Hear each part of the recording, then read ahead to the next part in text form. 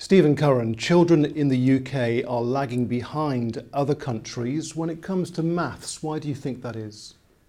I think there was a fundamental shift in the 1950s and 1960s.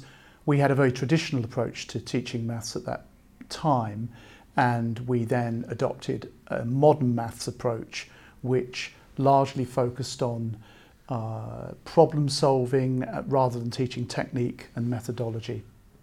As an advisor on the new curriculum for primary schools, what changes were made and how would these improve standards? There was a lot more structure brought into the curriculum.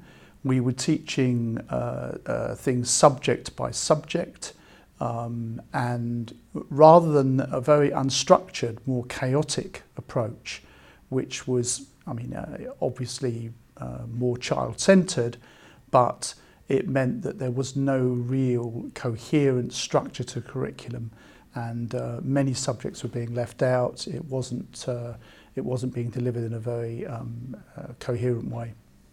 Some may describe you as a traditionalist, even old-fashioned, but do you accept that some modern methods of teaching maths have actually worked? There has been this title of the, to people like me, of the grad grind curriculum, that we would focus on knowledge and teaching of facts.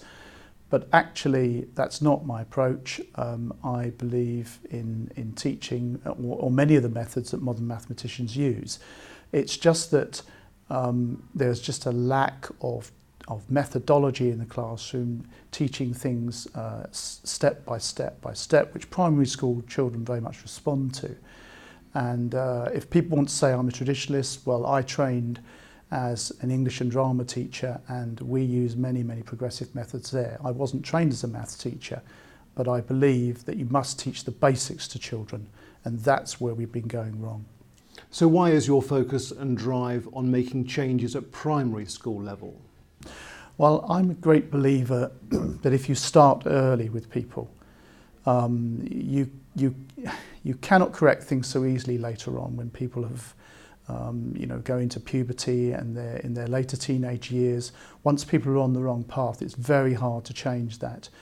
I think there was a Jesuit once said that give me a child when they're 6 and I'll show you the man, and I believe that's true in primary school, that we set the course there and we deal with all the fundamental techniques, the fundamental knowledge that children need in numeracy and literacy, and that then sets them up for life. So what's your position on how early to test pupils? Doesn't it stress children if they're tested too much? I think this is a bit of a myth. We've always tested children. Tests were a part of my education when I was growing up, and people are tested far more in countries like Singapore and other Asian countries. So I think people here have overreacted to this. We have to test children, we have to find out exactly what's going on, and it's the quality of those tests that we should be focusing on to ensure that we're monitoring children at every stage. So I don't think there's anything wrong with testing children at all. I think there's a kind of wet approach to everything now where everybody's worried about people's psychological health. We've always been tested. We're tested at university, we're tested everywhere. So what's the problem?